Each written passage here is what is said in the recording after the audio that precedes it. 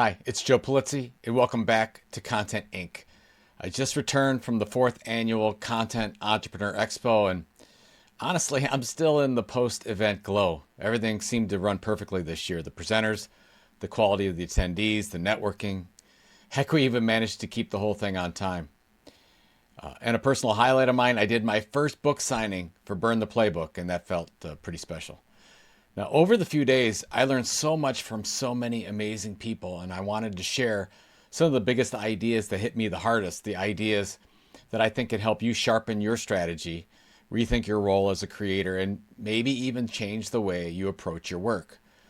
The first one was new creator metrics. Chanel Basilio made me stop in my tracks with one simple insight. We've been looking at the wrong numbers. Instead of chasing followers and subscribers, we should be measuring replies. When someone comments on your LinkedIn post and replies to your newsletter, that's a signal of value, trust, and a true connection. And if you're not getting that, you don't have a growth problem, you have a content problem. Number 2, craft your premise. Jay Klaus reminded us that finding a niche isn't enough. What you need is a premise, something so clear and compelling that your audience's eyes light up when they hear it. Now, this is a structure from Jay Akunzo, and it goes like this. This is a thing for people, and unlike other things for people, only we differentiation. I think that can help you define your space. And it resonated with me personally. And for nearly 2 decades, as you know, I was the content marketing guy, and that worked pretty well. But ever since, I've been on my own search for a new premise, something I know many of you wrestle with as well. Number 3, community as creators.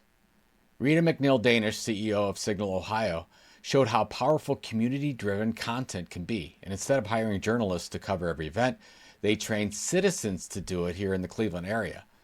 Now, that model doesn't just save resources, it creates more trust and connection with the audience, and it reminded me of when we used to do community blogging at Content Marketing Institute. Sometimes your community can create better, more authentic content than you can.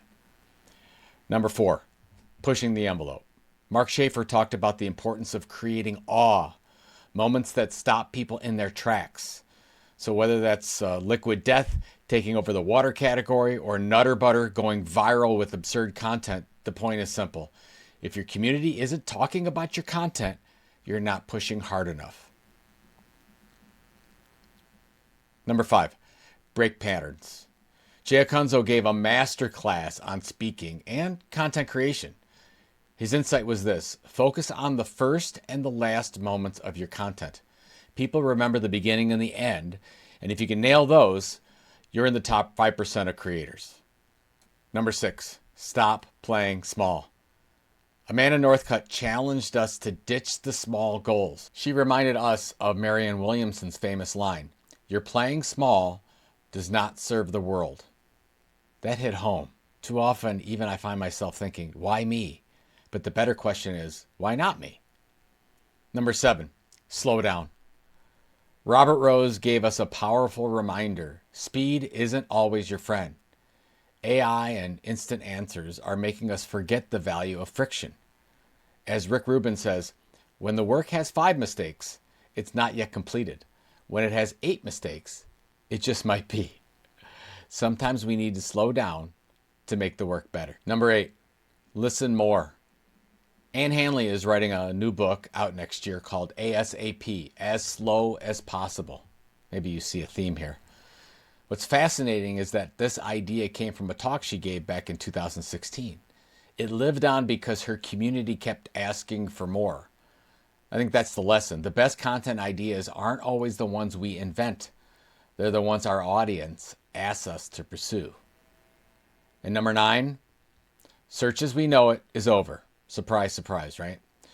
Will Reynolds closed the event with a bold statement. The rules of search have changed, and not because of AI, but because of trust. His numbers showed it clearly. Fewer signups from Google SEO and more from social sites like LinkedIn. The people who know you and trust you are the ones who convert. Now, there were so many more ideas, but those were the big ones that hit for me. Personally, the hardest and most inspiring takeaway was about premise. What do I want to stand for? How can I help the most people?